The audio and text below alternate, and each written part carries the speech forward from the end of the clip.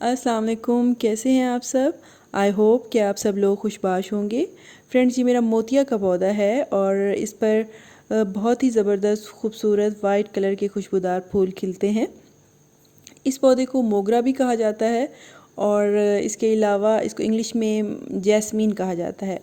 ये प्लांट मैंने कटिंग के ज़रिए लगाए थे और बहुत ही ज़बरदस्त इनकी ग्रोथ हुई है। 1 साल में ये फुली मैच्योर हो चुके हैं और इन पर फ्लावरिंग स्टार्ट हो चुकी है।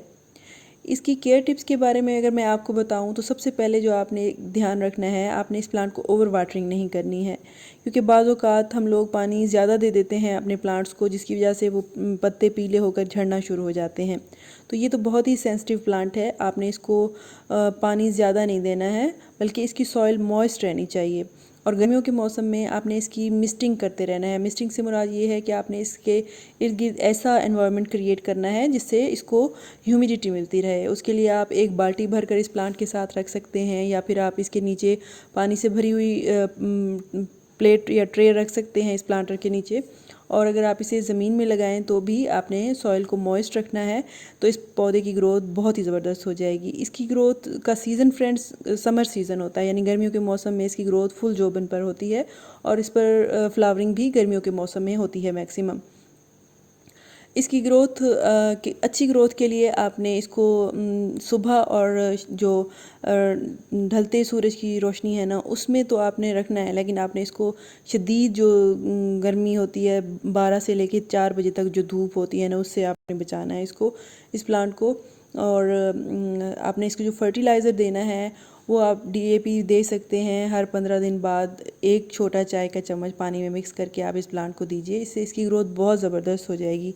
लेकिन बेहतर तो यही है कि आप ऑर्गेनिक फर्टिलाइज़र इस प्लांट को दें। तो मैं इसके लिए हमेशा डेली प्रिपेयर करती हूँ मैं अपने प्लांट्स के लिए organic fertiliser, liquid organic fertiliser, जो कि किचन वेस्ट मैं भिगो के रखती हूँ पानी में, और वही पानी मैं अपने प्लांट्स को देती हूँ, जिसकी वजह से मेरे प्लांट्स पर ज़बरदस्त फ्लावरिंग होती है और इनके लीव्स का कलर भी बहुत लश ग्रीन होता है। फ्रेंड्स, जब पौधा फ्लावरिंग पर होता है तो उसे नाइट्रोजन से ज़्यादा पोटाशियम और फास्फोरस की ज़रूरत होती है। तो जो हमारे बनाना पील्स हैं और पोटैटो पील्स हैं, यानी बनाना और आलू के छिलके, उनका पानी अगर हम बना कर रख दें तो 3 से 4 दिन बाद वो पानी बिल्कुल अपने जो न्यूट्रिएंट्स होते हैं वो पानी के अंदर शामिल हो चुके होते हैं। तो पोटाशियम और फास्फोरस से फुल होता है वो लिक्विड फर्टिलाइज़र, वो आप अगर अपने पौधों को पिलाएं तो उससे आपके पौधों पर ज़बरदस्त फ्लावरिंग होती है। इसके अलावा अगर आप चाहते हैं कि गर्मियों के मौसम में इन पर फ्लावरिंग ज़्यादा हो, तो जो स्पेंट फ्लावर होते हैं, यानी जो फूल खिल चुके होते हैं, आप वक्तन फ़वक्तन उनको काटते रहें और लाइट प्रूनिंग भी अपने पौधे की करते रहें। आप इसकी ब्रांचेस को कट करते रहें तो जहाँ से आपने कट की है वहाँ से दो से ज़्यादा बल्कि ब्रांचेस निकल आती हैं। तो इससे प्रूनिंग से हमें बहुत फ़ायदा होता है।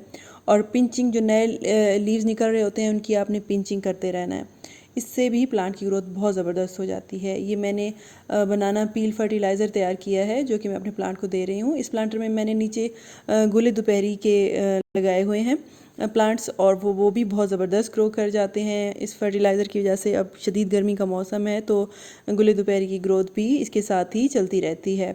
तो आप भी अपने प्लांट्स को ज़रूर ये वाली फ़र्टिलाइज़र दें, लिक्विड ऑर्गेनिक फ़र्टिलाइज़र, इससे आपके प्लांट्स की ग्रोथ बहुत ज़बरदस्त हो जाएगी।